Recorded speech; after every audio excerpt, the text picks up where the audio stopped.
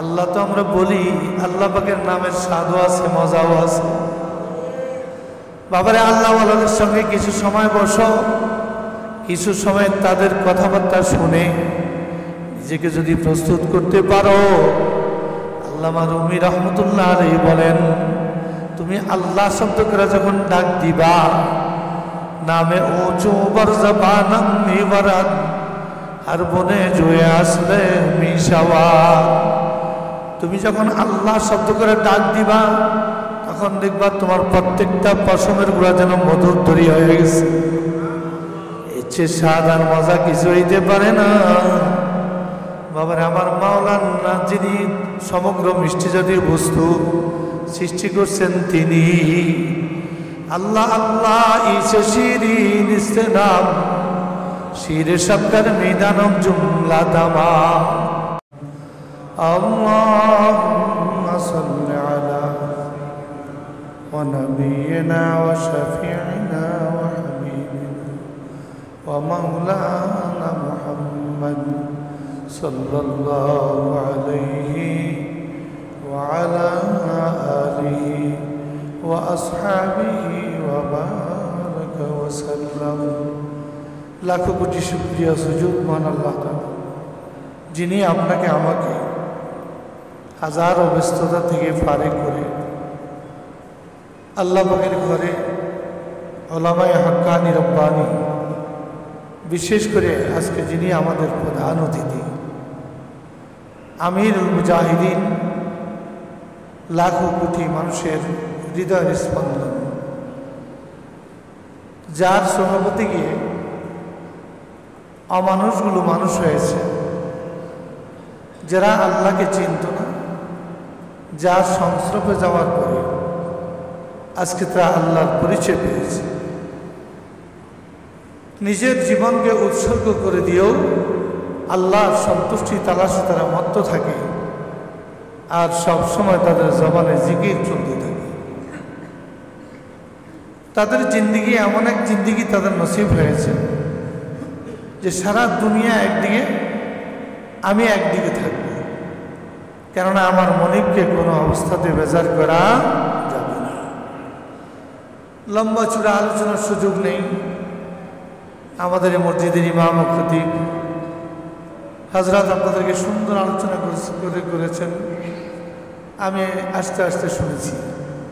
যেহেতু মুরব্বীদের নির্দেশ হয়েছে, দুই চারটা কথা বলে আমি আমার আলোচনা শেষ করে দেব।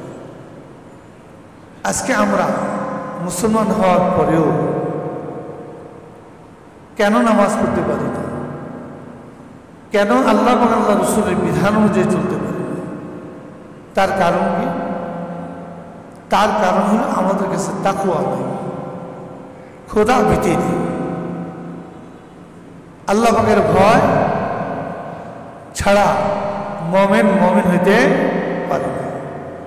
এই জন্য আল্লাহ পাক বলেন, ইয়া আইয়ুহাল্লাযীনা আমানুত্তাকুল্লাহ, হে ঈমানদাররা, তোমরা যারা কালেমা পড়েছো, আল্লাহকে আল্লাহ বলে বিশ্বাস করেছো, সর্বশেষ নবী মুহাম্মদ রাসূলুল্লাহ সাল্লাল্লাহু আলাইহি ওয়াসাল্লামকে রাসূল হিসেবে মেনে নিয়েছে, আল্লাহকে ভয় করে। আপনার আমার এই ভয়কে যথাযথভাবে জিন্দিগিতে যদি বাস্তবায়ন করতে হয়, কিভাবে বাস্তবায়ন করবে, কাদের মাধ্যমে বাস্তবায়ন করা যায়? আল্লাহ তাআলা বলে দিয়েছেন, ওয়াকুনু মা'আস সাদিকিন, তোমরা আল্লাহ ওয়ালাদের সঙ্গী হয়ে যাও। কাদের সঙ্গী হয়? জোরে সুরে বলেন, কাদের সঙ্গী হও? এমন এক বুজুর্গ আল্লাহ ওয়ালা আমাদের কাছে আসতেছেন। আজকে আমরা হযরতের আলোচনা শুনে নিজের জীবনের পিছনের সকল গুনাহ খাতার জন্য ওনার হাতে বায়াত হয়ে তওবা ইস্তিগফার করে আমার জিন্দেগিকে নতুনভাবে আমরা শুরু করতে পারবো তো ইনশাআল্লাহ। আল্লাহ তাআলা আমাদের সকলকে হযরতের হাতে বায়াত হয়ে নিজের জীবনে তাজকিয়া নফস অর্জন করে আল্লাহ ওয়ালাদের সঙ্গী হয়ে আমাদের সকলকে জান্নাতে যাওয়ার তৌফিক দান করুন। আল্লামা রুমি রহমতুল্লাহ আলাইহি, যিনাকে আধ্যাত্মিক জগতের সম্রাট বলা হয়, তিনি বলেন খুদ বখুদ কামেল্লা সুদ মোল্লায় রুম তা গোলামে শামসি তিবরিজি না সুদ। রুম পরিপূর্ণ হইতে পারে নাই যতক্ষণ পর্যন্ত একজন মুরব্বী শামসি তিবরিজি রহমতুল্লাহি আলাইহির হাতে নিজেকে সুপর্দ করে না দিয়েছে। যিনি আধ্যাত্মিক জগতের সম্রাট, যিনি এলমে জাহের, সকল এলেমের মাম্বা ছিলেন, মার্কা ছিলেন, তিনি যদি কোনো একজন আল্লাহওয়ালার হাতে হাত দিয়ে নিজেকে ঈমান এবং আমলের পরিপূর্ণতা পৌঁছাইতে পারেন, তো আমি আর আপনি কি পারবো না? অবশ্যই পারব। একটু জিহাদ করতে হবে, নফসের সঙ্গে একটু জিহাদ করতে হবে। পারবো না, অন্যরা পারে, আমি কেন পারবো না? এই মেহনত যদি আমরা চালু করতে পারি, তো আল্লাহর ফজলে অল্প সময়ের ব্যবধানে আপনার আমার জীবনের পরিবর্তন চলে আসবে।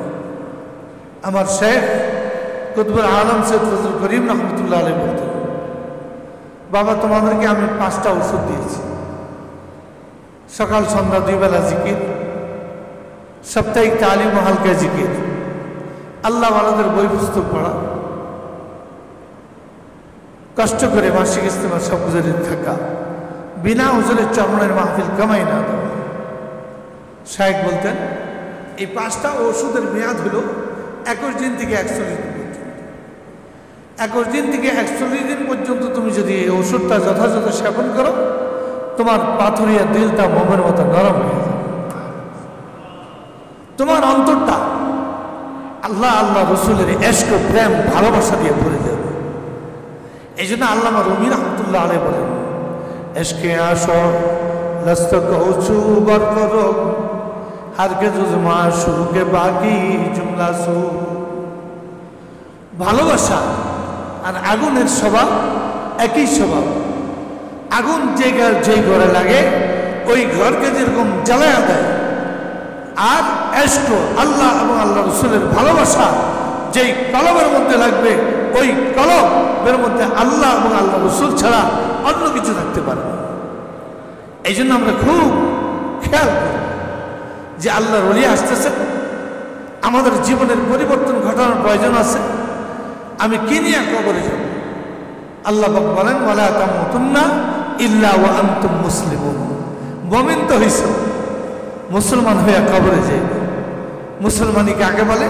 সহজ ভাষায় নিজের বুদ্ধি, চিন্তা, মেধা, গবেষণা সব কিছু মুখের মধ্যে লেগাম লাগায়া আল্লাহ আল্লাহ রসুলের হাতে ছেড়ে দেওয়া, এটার নাম হলো মুসলমান। মুসলমানি বুয়াদ গর্দান নিহাদান এনাদে খুদরা বদস্তে খাজা দাদা। আমার যত বুদ্ধি, মেধা, চিন্তা, গবেষণা সব কিছুর মুখের মধ্যে লেগাম লাগায়া একজন আল্লাহ ওয়ালার হাতে ছেড়ে দেন। উনি যেভাবে আপনাকে চলতে পারে ওইভাবে যদি চলতে পারেন, আল্লাহর ফজলে আমি আর আপনি মুসলমান হয়ে কবরে যাব। কি হয়ে কবরে যাব? জোরে সুরে বলেন, ওয়ালা তামুতুন্না ইল্লা ওয়া আনতুম মুসলিমুন। তোমরা মুসলমান না হইয়া কবরে আসিও। আমরা কি মুসলমান হইয়া না হইয়া কবরে যেতে চাই? খাঁটি মুসলমান হইতে হলে, আপনার আমার জিন্দিগির পরিশুদ্ধিতা আনতে হলে একজন মুরব্বীর দরকার আছে না নাই? আছে না নাই? মুরব্বী ছাড়া কোনোদিন কোনো মানুষ কি হইতে পারে না, মানুষ হইতে পারে না। সাহাবাই কিরাম রিজওয়ানুল্লাহ আলাইহিম আজমাইন ঈমান আনার পরে আল্লাহর হাবিবের সহবতে তিনার কি হয়েছেন? সাহাবী হয়েছেন। কে হয়েছেন? জোরে সুরে বলেন, কি হয়েছেন? আর একটু জোরে সুরে বলেন, সাহাবী হয়েছেন। আবার বলেন, সাহাবী কাকে বলে? যে ঈমান অবস্থা আল্লাহর হাবিবকে দেখেছেন, ঈমান অবস্থায় দুনিয়ার থেকে বিদায় হয়েছেন, তিনি হলেন কি? সাহাবী। একজন সাহাবীর মর্তবা কত বেশি! فقال رسول الله صلى الله عليه وسلم الصحابي كالنجوم।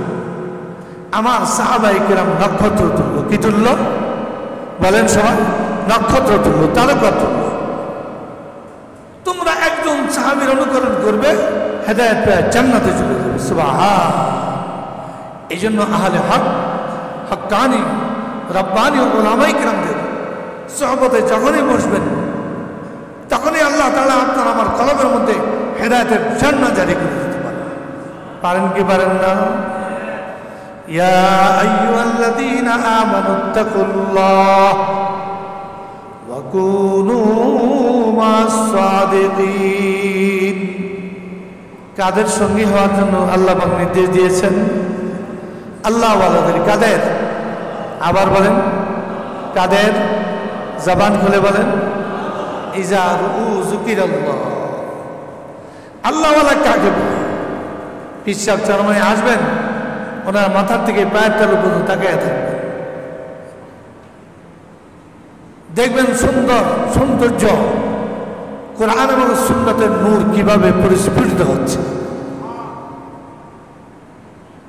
ওনারা এমন ব্যক্তি যাদের নজর পর যদি কারো প্রতি পড়ে যায়, ওই নজরে সেই লোকটা আল্লাহ ওয়ালা হয়ে যায়।